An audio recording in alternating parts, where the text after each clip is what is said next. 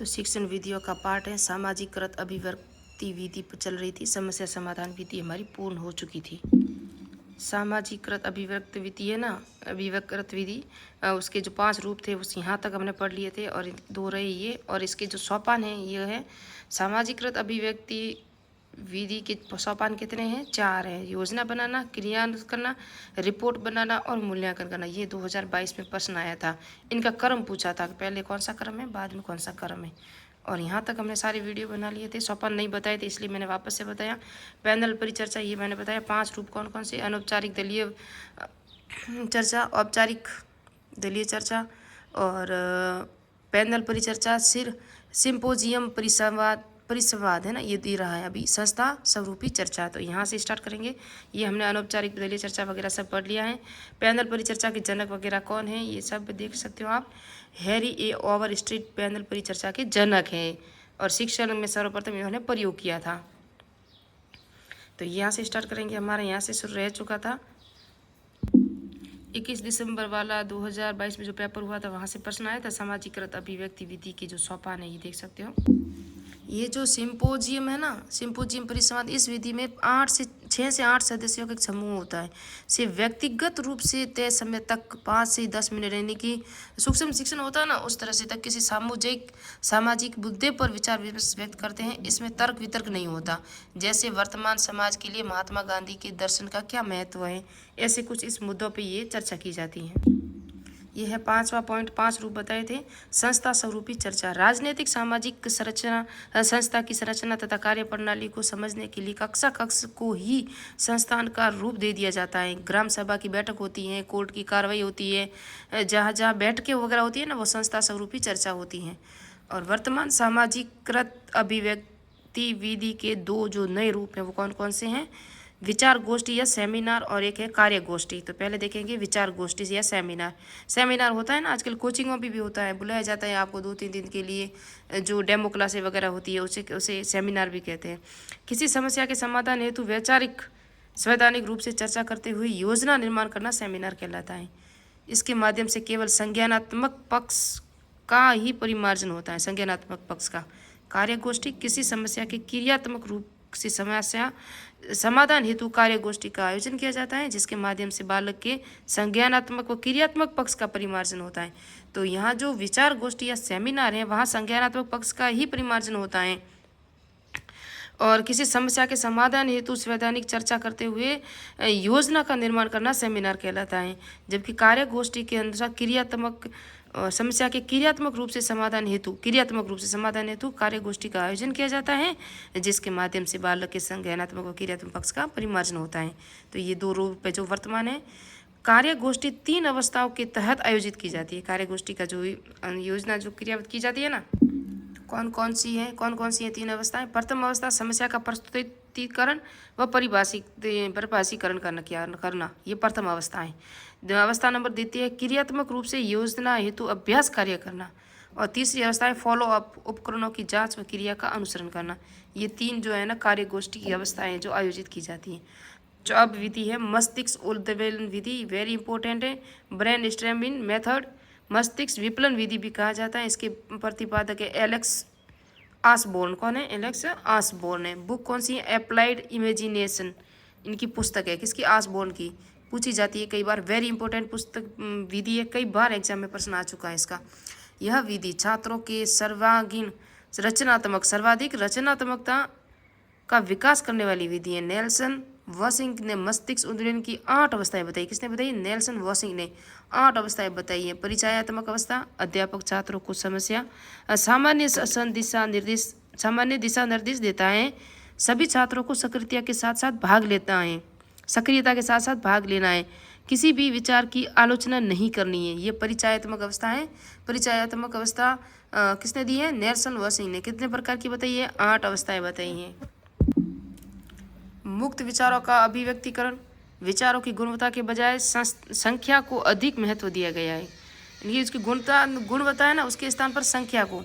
और अलग अलग छात्रों द्वारा प्रस्तुत किए गए विचारों के आधार पर नवीन विचार प्रस्तुत करना, ये था पहला विचार अवस्था। दूसरी अवस्था हिमभंजक अवस्था, वेरी इंपॉर्टेंट है। हिमभंजक अवस्था आइस ब्रेकिंग स्टेज, यह सर्वाधिक महत्वपूर्ण अवस्था है। इस अवस्था में विभिन्न परिस्थितियों के माध्यम से विचारों का तूफान उत्पन्न किया जाता है, जैसे वस्तुओं के असामान्य उपयोग का पूछना, समस्या का परिभाषितीकरण करना, समस्या का संकेंद्रीकरण करना, और सकेंद्रीय कथन का चयन करना, और मस्तिष्क उद्वेलन, प्राप्त विचारों में सर्वश्रेष्ठता का चयन करना और मूल्यांकन। ये 8 प्रकार बताए इसमें हिमभंजक अवस्था में। इसमें अवस्था में विभिन्न परिस्थितियों के माध्यम से विचारों का तूफान होता है। जो परिस्थिति पैदा करते हैं ना, उसके बाद ही। तो ये कौन थे? नेल्सन वाशिंग ने 5 जो अवस्थाएं बताई थी परिचयात्मक अवस्था के रूप में। 5 अवस्थाएं पहली बता दी, दूसरी बता दी मैंने, यह है तीसरी, चौथी, 5वीं। और हिमभंजक अवस्था में 8 अवस्थाएं, ये 8 अवस्थाएं बता दी मैंने। अब क्षेत्र भ्रमक या पर्यटन विधि, तो ये हम करेंगे नेक्स्ट पार्ट में, क्योंकि अब MCQ कल मैंने कहा था कि मैंने 2022 के MCQ करवाने हैं, तो पहले मैं MCQ करवा लूँ, फिर आपको वापस से पढ़ाऊँगी।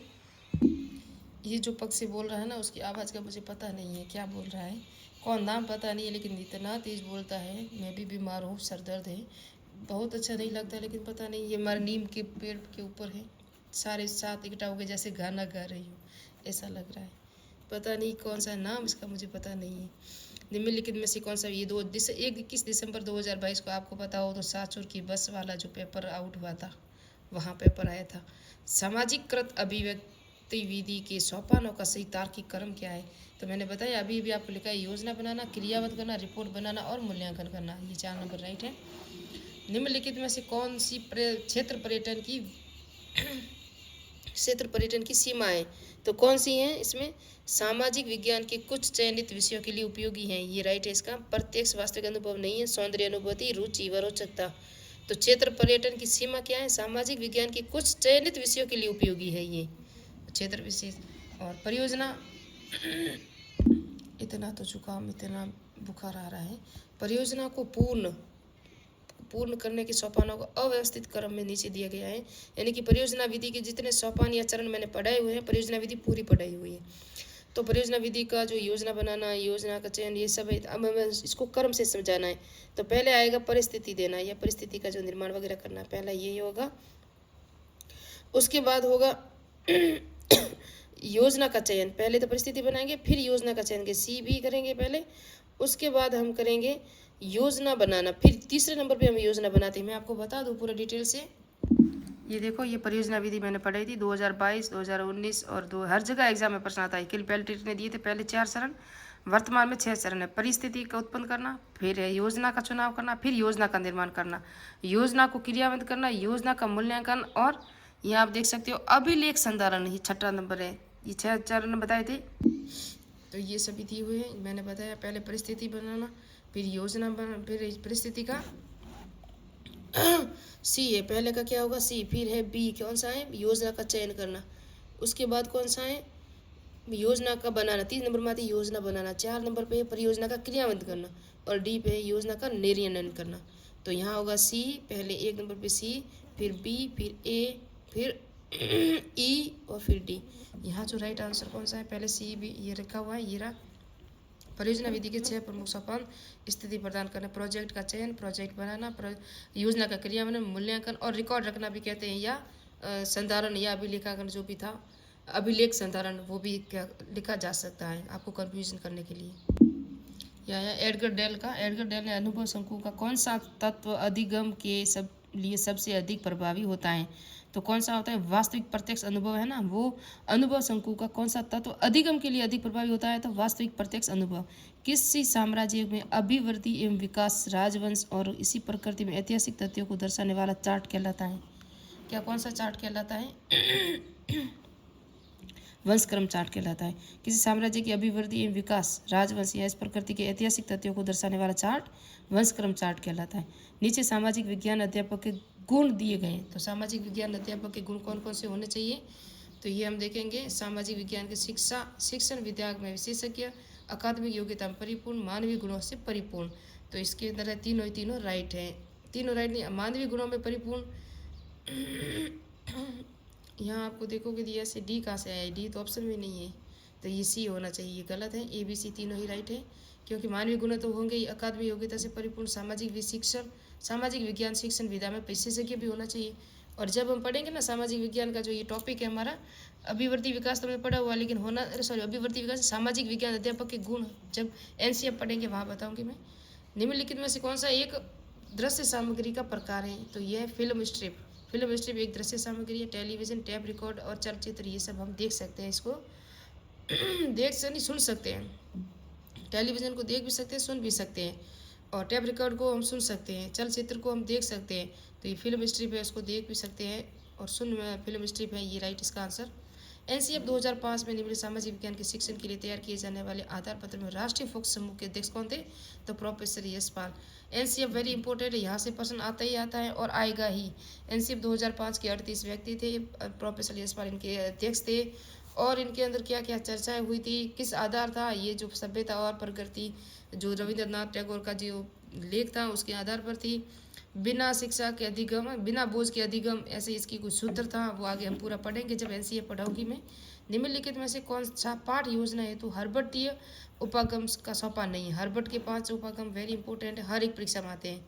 तो यहाँ आया देखो, तैयारी, प्रस्तुतिकरण, तुलना, संबंध, सामान्यकरण, अनुप्रयोग, संबंध में देना, यानी कि ये खोज करना है ना। ये क्या है? नहीं है। तुलना है, सामान्यकरण है, प्रस्तुतिकरण है, तीनों है, खोज करना नहीं है। ये तैयारी, प्रस्तुतिकरण, तुलना, संबंध, सामान्यकरण, अनुप्रयोग, ये सभी हैं। निम्नलिखित में से कौन सी इकाई योजना की विशेषता नहीं है? इकाई योजना के अंश से पूर्ण के सिद्धांत का पालन किया जाता है, ये विशेषता नहीं है। इकाई योजना में उद्देश्यों को समग्रता की दृष्टि से तैयार किया जाता है। इकाई योजना में विभिन्न पाठों की विषय वस्तु को समग्रता की दृष्टि से व्यवस्थित किया जाता है। इकाई योजना में संश्लेषण से विश्लेषण का सिद्धांत पालन किया जाता है। किसके अंदर? संश्लेषण से विश्लेषण का।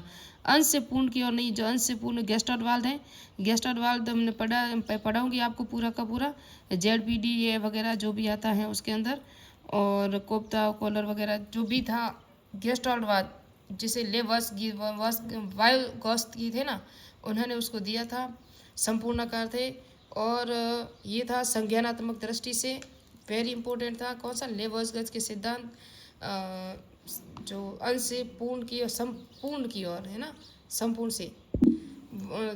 लेवागोस्ट की थे ना, उन्होंने सामाजिक सांस्कृतिक सिद्धांत दिया था। पूरा का पूरा जब मैं पढ़ाऊंगी, कहीं कहीं आएगा तो पूरे एक बार मैं थोड़ा सा रिवीजन कर लूँगी, कई बार परीक्षा में प्रश्न पूछा जाता है। और लेवागोस्ट की है ना, उसका प्रश्न आता ही आता है। ये रूस के वैज्ञानिक थे, रूस के जो मनोवैज्ञानिक थे, वैज्ञानिक नहीं मनोवैज्ञानिक थे। तो यहाँ से अंश से संपूर्ण के सिद्धांत का पालन किया जाता है, इकाई विधि में नहीं किया जाता है। बाकी किया जाता है, लेकिन इकाई विधि में टुकड़ों में बांट कर जो शिक्षण किया जाता है ना। तो 141 से नेक्स्ट पार्ट में प्रश्न करेंगे। और नेक्स्ट पार्ट में हमारी जो विधि है कौन सी है? ये क्षेत्र भ्रमण विधि, जिसको नेक्स्ट पार्ट में पढ़ेंगे। मिलते हैं नेक्स्ट पार्ट में, नेक्स्ट वीडियो में। मेरे चैनल को सब्सक्राइब कीजिए, लाइक कीजिए, कमेंट कीजिए। जो है ना सामाजिकृत अभिव्यक्ति विधि के जो सोपान है उनको अच्छी तरह याद रखना, परीक्षा में पूछा जाता है। या ये बजक अवस्था क्या है, इन दोनों अवस्थाओं को भी याद रखना। जो मस्तिष्क उद्वेलन विधि है ना, उसके जो चरण है और उसके जनक कौन कौन से, परीक्षा में प्रश्न यही से आता है और बार बार रिपीट यही से प्रश्न होते हैं।